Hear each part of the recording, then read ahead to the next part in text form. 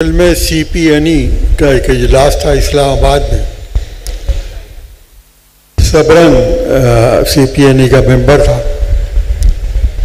तो जाना हुआ। इस्लामाबाद होटल में तकरीब थी जहाँ ज़िया-उल हक साहब को भी आना था।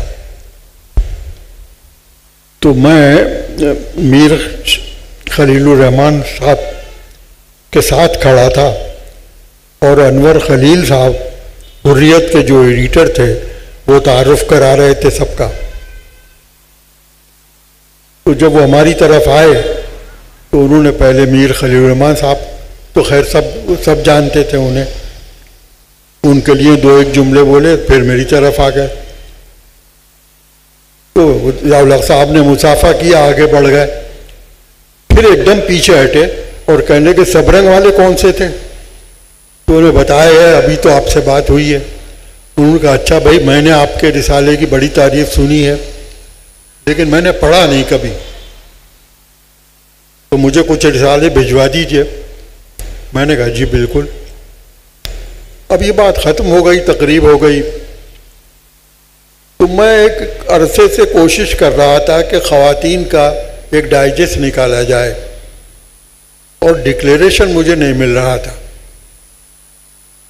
तो मैंने कहा कि सदर साहब से कहूँ, तो खलील वो उन्होंने हुर्रियत के जो एडिटर थे, क्या नाम, अनवर खलील साहब ने अपॉइंटमेंट ले दिया मेरा 4 बजे शाम को प्रेसिडेंट से कि वहाँ जाके मिलना है। चुनाचे मैं पहुँच गया वक्त पर। हाशमी साहब मरहूम जो थे ओरिएंट के, उन्होंने गाड़ी फराहम कर दी। कोई तकरीबन आधा एक घंटे के इंतज़ार के बाद ज़िया-उल हक साहब ने बुला लिया अपने ख़ास कमरे में, जहाँ उनकी एक बेटी भी थी छोटी, सिद्दीक सालिक साहब भी थे। तो वहाँ बहुत सी बातें रिसालों पर होती रहीं, वो एक तफसील दास्तान है।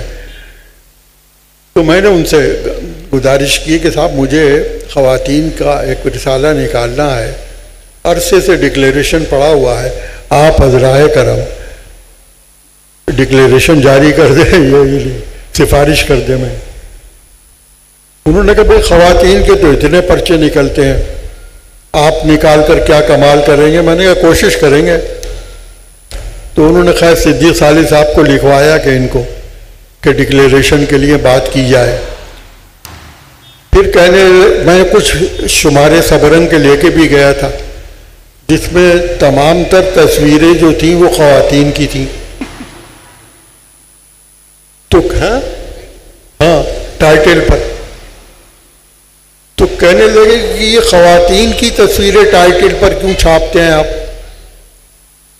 मैंने साहब ये एक दिलकशी हो जाती है पैदा भाई।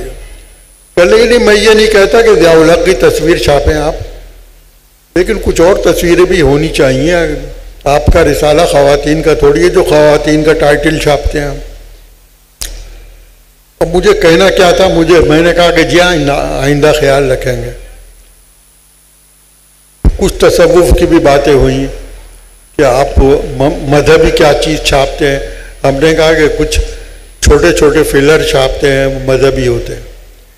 उन्होंने कहा नहीं, बाकायदा मज़ामीन भी छापते हैं। मैंने कहा नहीं छापते, ये रिसाला सिर्फ फिक्शन का रिसाला।